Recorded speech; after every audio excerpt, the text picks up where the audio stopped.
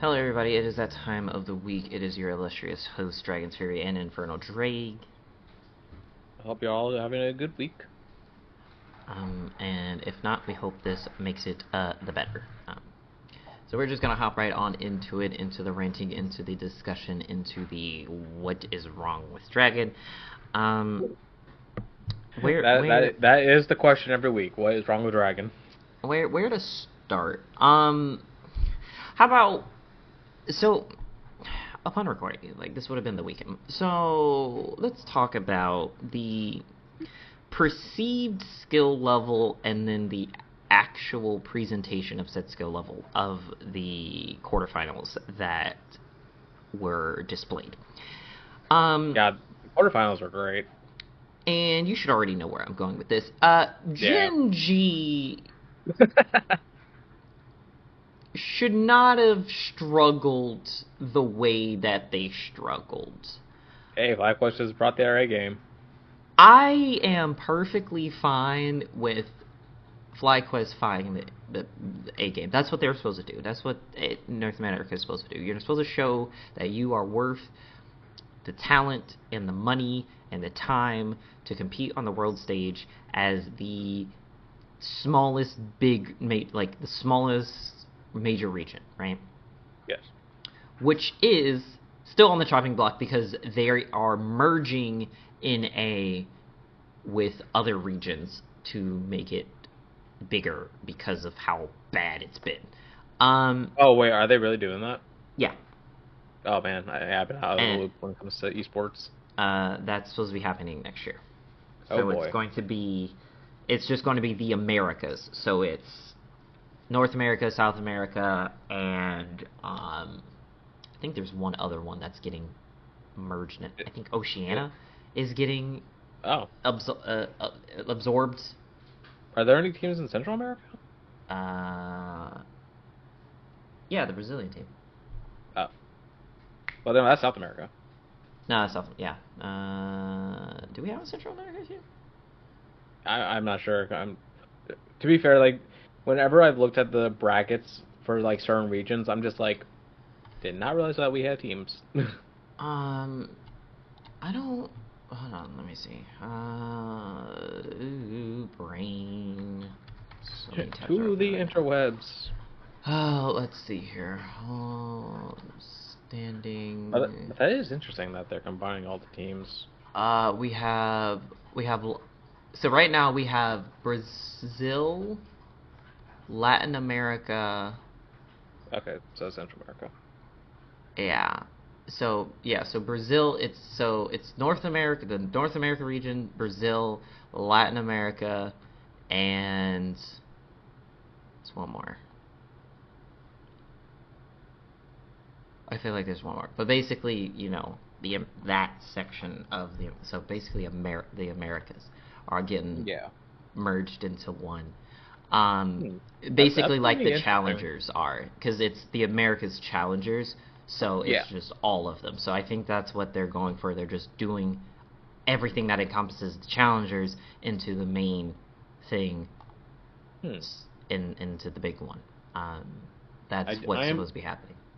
I am curious to know like how that's going to like affect things though. Pretty much just who plays on what team, and because it's still going. It's not like they're blocking off imports or anything like that. It's just Oh yeah. I think it's just going to pull together resources instead of trying to sustain, 3, 4 separate regions. It'll just all come together under one, and I guess you just kind of pull the money into one place. Who knows? That just seems to be the most realistic. Yeah, and monetarily that seems like the wisest decision. Um, so, but like I say, bring your A game, yes, but again, North America in the general ranking of the regions is Not high. not at number one. Yeah, not even close. Well, actually, So, where is there a way to see the current rankings? what season I got. rankings? Yeah, I'm curious about this. So you had let's see, the regional splits. 'Cause right now it's we want. Sorry. So we had North. Oh, between the regions ranking, I don't know if they've done that. Yeah, I'll let you keep talking while I try to see if I can find any info. But realistically, it's you have AOS. LCK is number one, obviously. Yeah, yeah, obviously. It's debatable of who's next being of like LPL, LEC, mainly because it's just kind of like a mixed match of, you know, who could take it. I would say that LJL would be next. That's Japan's, right? Yes. Yeah, no, Japan's definitely gotten better. And then you have the like however LPL LEC, like, so it's, you know, last being how everyone like plays out. Last is always North America. North America is always kicked out first. Then it's Europe, then it's Japan, then it's China, then it's Korea. It switches between China and Japan of like who gets usually kicked out of the tournaments first, depending on draws of stuff. But North America and Europe are usually the ones that are out first, especially North America. They have people like teams being like, "Oh, they're the NA killers." Like, that's how bad you are. If another region is your dedicated, like, you can't get past them, right? And these are the ones who are ranked lower than everybody. They are the dedicated Grim Reaper. Right. Like, okay, so it's like, no. Again, they are still higher than, it's like, and then you have the minor regions, the smaller ones, like, you know, like Brazil, Latin America, Oceania, Vietnam, LCL, all of those, right? You have all of those who, for the most part, really don't make it to Worlds, right? But we have all of these other regions that are just basically doing well enough for themselves, and then we say that's why it was so big to have who's it face from LLA, from Latin America. What was it? What? Wait, no, not LA. The Brazilian team that made it. It was, yeah, it should have been the Brazilian standings, worlds, play in nuggets. PSG, no, not the Swiss. Ooh, where is it? Where are they? Was it Pain? Nope. Pain Gaming? Yeah, where's Pain from? Yeah, Pain is Brazil. So that's why they were Pain and Red made it to Swiss, and they were from the Brazilian region. That's why that was such a big deal, because that's one of the minor regions that had made it far. Like, they made it into, you know, the point. Pain made it into Swiss. Unfortunately, they had to go against the freaking top dog, but yeah. But again, they made it all the way to Swiss, so like that's a big deal. And so when you're at the top, like the rest of them, like LCK is, I should not be in. Like, don't get me wrong, I enjoyed the games; they were great games, right? But the fact that you were struggling so much with who is basically the joke region of the major regions is kind of crazy. A lot of things were being flung around of like what it was. Like, was it them being like, were they ego playing? Were they kind of like flexing out to see how, like, what Fly had up their sleeves, this, that, whatever. Whatever the case was, they choked in certain games and it almost cost them, right? And it would have been hella embarrassing to have lost to NA. Hella embarrassing.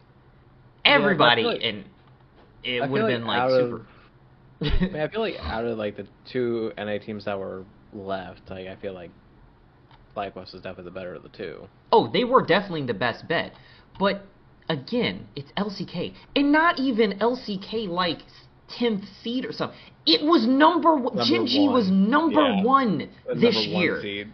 Number one was having trouble with these guys. And I'm like, and FlyQuest wasn't even number one.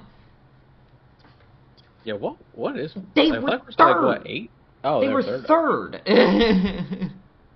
Dang. We only have 8 teams, so that's not even that great. Well, yeah. Like, God, like, there was a certain level that should have been maintained that wasn't, and the show that came out of it was great, cool, love it, but also, like, what the fuck? What the fuck? It was some bullshit. Yeah. And, God, the semifinals, that's gonna be something to watch.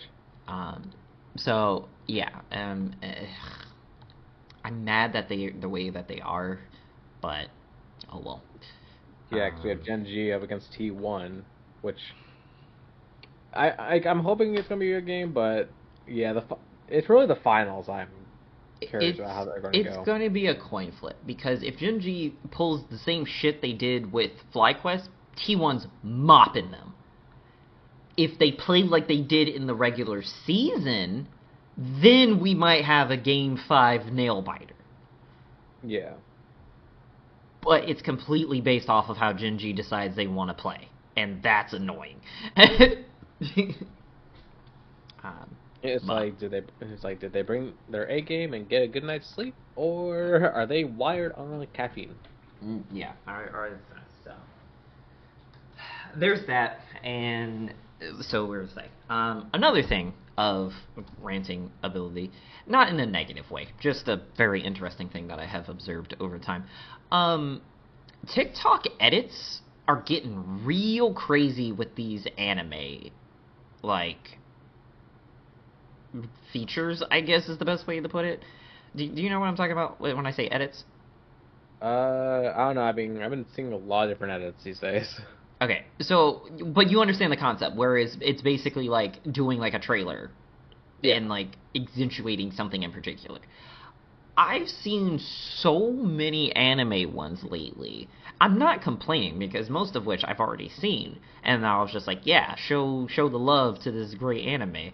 It's just weird how it's happening, because it seems to have been occurring during a very lull of new anime, because a lot of the new anime that's coming out is kind of crap. Yeah, and, I mean, I've been seeing clips from some of the newer ones. Like, they don't look terrible, but then I've been hearing about ones that are not so good. They're kind of crap. And I find it very interesting that there's a lot more edits being, like, pushed to my For You page about the various other anime, like the older anime that, you know, was collectively and well received. So I was just like, is this The Matrix or not? I'm honestly surprised I haven't seen more about the current season of Bleach. Aren't they only like 4 episodes? I have no idea because I don't have Hulu. I don't think there's that many episodes to even make an edit yet. There's a will, there's a way. Well, there's no will if there's not enough way. Let there be way. Let there be way. So yeah, I haven't started it yet. I've obviously I have to wait forever to get the dub. Yeah. And yeah, so I was just like, that's an interesting thing. And I was like, but you know, it's whatever. So that is with that. So the topics is just kind of a loosely put together list of stuff. One of which is going to be mainly for a video where I'm going to do with Apollo, because he gets more in depth and whatnot. But just kind of like a general thing of discussion. So I saw this come up on another podcast when I was like scrolling through the Endless Abyss or whatever, and it was a good question, and I thought, hey, let's see what the man that never gets a heads up is. Yeah, thanks. going to think about it. And so the question will there is, be smoke? I hope not. Who are some wasted potential characters? Ooh, I think I mean, technically, the first one that comes to mind, just because I've had it on my mind for a while, is Doll from Murder Drones. Obviously, I know you don't know who Doll is. Anyone that's seen Murder Drones, let us know in the comments, because great show. Well, but, do tell, do share, do share. Elaborate. So basically, Doll is kind of like she was set up to be like one of those characters that's kind of like the mirror of the main character, like similar power, but kind of more villainy-ish type thing. But after so many episodes, literally, one, she basically had like no dialogue, and like she didn't really have any kind of good character growth. I saw a lot of people commenting, it's like they felt like Doll should have been the villain for at least Murder Drones, or kind of, because I'm trying to think the best way to describe it. Like it helps when like you also know the show. Yeah, because like her whole focus was basically getting revenge for her parents' death, and also trying to cure herself of, I guess you can call it a virus, because they're all robots. But yeah, no, like literally, she gets offed by Five Nights at Freddy's jump scare, and gets her heart eaten. So yeah, and I'm just like, they could have done so much with her character that it is upsetting. God, yeah, no, a little salty about that one. Yeah, it seems like it. And yeah, it was just okay. So a couple that came to immediate mind, which is what like gave rise to a lot of like multiple topics, is the Gil Thunder from Seven Deadly Sins. Yeah, yeah, no, he was set up to, like, when we first saw him, I was like, oh dang, this guy's a badass, and it's like, nope. No, okay. So he compared to others. It's the fact that it's not that he's not a badass anymore. It's just that they made it that he took the fact that he's not a god, essentially, like very personally. That's what killed it for him. Like, I don't know why they did that, because he still was, top protector of the kingdom, of the family, right? He's still number one, holy knight for all intents and purposes, because all the other ones are either gone bad or side rogue and on their redemption arc, some shit or whatever. He's the only one that maintained his skill level and then increased it as time went on. It's just, for whatever reason, they were like, hey, we're gonna have these, entities of God come out, exist, and then we're going to associate them with you, and then you're gonna basically not feel small. No, that, any human is not gonna do that properly. But they didn't need to do that to him, because they didn't do it to Hauser. And that's what pisses me off, because Hauser... He was the wind dude, right? Yeah, he was a blowhard from, the whole thing. But they put him in the later, seasons, and he's still, this highly respected, highly talked about character. And then Gil Thunder is doing fuck all. I don't know what he's doing. So, very West Side. A side thing of this was what came of it was a hype moment. And it was basically him confirming that Meliodas was still alive. Right? Oh, yeah, when he threw the spear. Yeah, so he's just like, should be about checks the win. Hey, not even his spear. Some random dude's spear, right? Yeah. He's like, can I borrow that? Which is a hilarious thing to say. Because that was one hell of foreshadowing without anyone realizing what the fuck was about to happen. Because typically, when you say borrow, it means you're going to be able to give it back. Yeah, you're gonna be able to return it, but then Right. Chuck's just like, how are you gonna return it now? Wait. Yeah, so he sends it to Fuckville. Literally. And we're just all like that. And then Meliodas up here is just like, yeah, idle chit-chat conversation over here. Like, he's getting, like, weird cell phone signals from the spear. He was getting tingles. He's ever getting weird tingles, and he's just like, is it over here? Is it about here? Yeah, it's here. Trying to have a whole ass conversation in the process of, like, geo-guessing where this spear's coming in. And then catches the motherfucker to what's-her-face's, dismay. Elizabeth. I don't know why I couldn't remember her name. I know, right? To her dismay of just being like, oh shit, he just took off because of, who knows why, because it wasn't fast, it wasn't slow enough for her to register what the hell just happened. She just sees Meliodas there, and then lightning, and not there. And so, he goes fine. Then, he's just like, let me get this back stretch, and then yeets it back. Return to sender.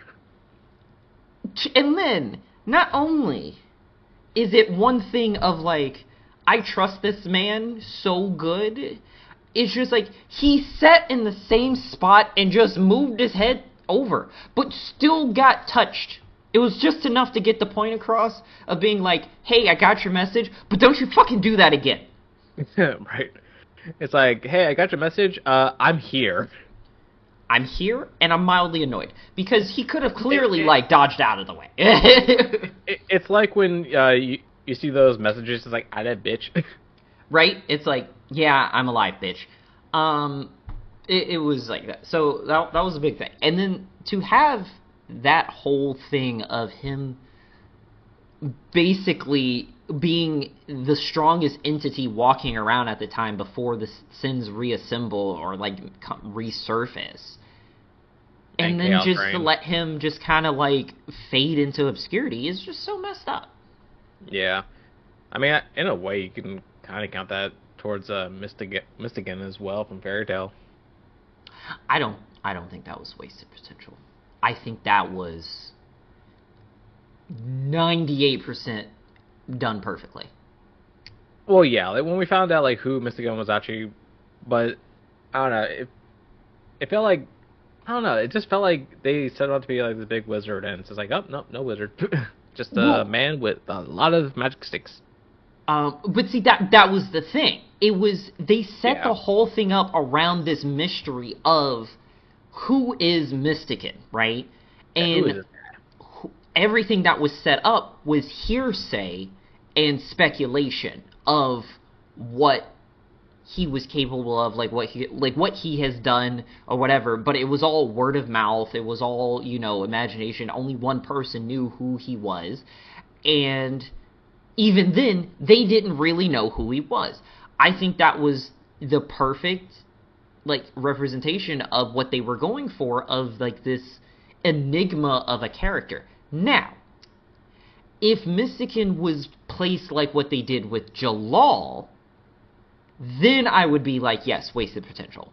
Because you have, here's this big bad that's pulling all these strings. Come to find out, it's just a sad puppet boy. It's just a sad boy who's been manipulated by some other force, right? Yeah. That was a letdown.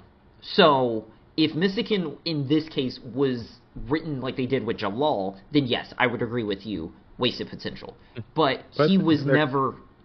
It's like they're kind of the same person. It's almost like they're doppelgangers. That whole reveal in and of itself was great.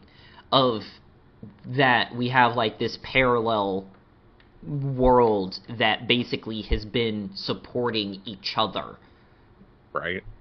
That like, oh hey, there's a gap in this world, so we're going to borrow to fill from this one, and then vice versa. Like,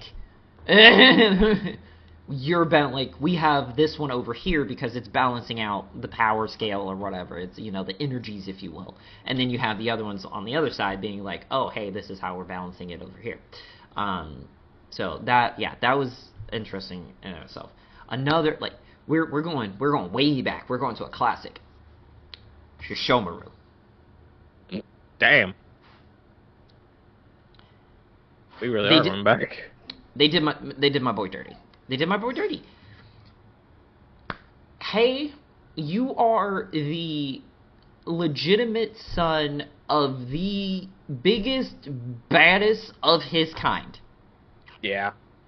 Right? You have a half-brother who you absolutely despise. And he gets basically your inheritance. And you have to deal with the fact that not only does he get your inheritance, he is the burial ground for your father. Yeah, that part was still interesting. And it's like, okay. And then it was a bunch of middle fingers to Shishomaru for no reason, right? Your half-blood brother takes what I would say, if you were to compare the two swords that came off his fangs, right? The one that, you know, the Tetsaiga would have been the more appropriate one to, you know, have, right? Yeah, but also, like, the father was also trying to teach them, like, both a lesson. Well, I get it. I know. It was still, you know, one last lesson from Big Dad, you know, whatever. But that's beside the point. It's still a middle finger. Because it's, hey, I'm trying to teach my sons lessons. Cool, great. The big baddie boss doggy decided he wanted to change his ways towards the end of his life. Cool, great. Love that for you, right? But you still didn't have that change instilled in your firstborn. So he just despises the fact that you even had a second kid, right? So I don't care what your motive is, but it's still a middle finger to Shishomaru to share anything with a illegitimate sibling, let alone a half-breed like he is. Damn. Come on. You've set up the world where demons view humans as, like, less than ants. And then you go and give him what is coveted by your first bloodline. Like, that's just breaking all of the familiar rules of culture of that time period. So, middle finger number one. Middle finger number two is that he can't even visit the grave because they were like, oh yeah, by the way, this is where it is, but we told it to you in a riddle, and once you figure it out, you're going to be mad. Once he figured it out, he was mad. And then, again, you're being taught a lesson from your parent that at this point in your life, you've lost all respect for. Another middle finger. Like, you're just like, great, the guy that I don't even like care about his opinion anymore is trying to teach me a lesson by doing this, you know, giving me this sword or whatever, right? So that's part one. Part two is writing him to be bouncing between this stage of, I hate humans with an absolute passion, I will kill you in a heartbeat, to, alright, I'll keep this one around because why the fuck not, on a whim. Yeah. To, back to, I'll kill you in a heartbeat, to, what? He had a lot of mental issues. Right, and there was no real effective development in that regard of him, like, coming to terms with maybe Dad was right, or maybe there is another path that could give me the power that I want. You know, up here, he took took a demon arm, and he's just like, I'm gonna use this so that I can hold this other sword. Whole shebang, right? And then he takes his ultimate L, and then you're just like, all right, well, that's What's that, next? and there we are. Cool. No, nothing else. Like, are we not going to like lead him into being the next best, demon doggy? Like, the fuck? Like, right? No. So it's like that, right? And to round us out. Yeah. Also, I sent Dragon the Thing. Apparently, which is with the new League of Legends champion, Mbessa. Is that how you say her name? Yes. Yeah. Please read that quote and. Yes. Yes. Yes. The quote of one of her techniques is, "You're a third-rate fighter with a fourth-rate technique." She is literally Kaiba. She's Kaiba on steroids. Like, that is freaking great. Will I play League? No, but that is great. Yeah, it is. And the fact that the pass itself is called pathetic. Like, she's just a walking disrespect. Literally Seto Kaiba. So, and it's time. And then to round us out on the wasted potential characters, 85% of the women in Naruto. Yeah. Yeah. Yeah, there really is no argument there. Yeah. just yeah. No need for discussion. If you know, you know. Like, if you have seen even half of the original Naruto, you'll know. Yep. Just that. I'm just leaving us with that. Yeah. God, that's still painful to just think about. Like, God, they all got done so dirty. Yep. So dirty. So all the time. Especially Tenten. So let us know who your picks are for wasted potential characters in the comments. I read them all, so let me know what's on your mind, what is in your brain, what's in your spirit, and we will see you on the next one. And let me know if any of you have seen Murder Drones, and if so, who was your favorite character? Yes, Infernal needs friends that see Murder Drones, and he would like them to be you. So, don't let us down. Or, well, at least don't let him down. I don't watch Murder Drones. Yeah, he doesn't watch any animation. Not true. I just don't watch that indie animation. Yeah, I know. Even I'll admit, like, Murder Drones isn't for everyone, but I don't know. It just became a show I really came to love. So, till the next one, enjoy. Bye-bye. See you next time.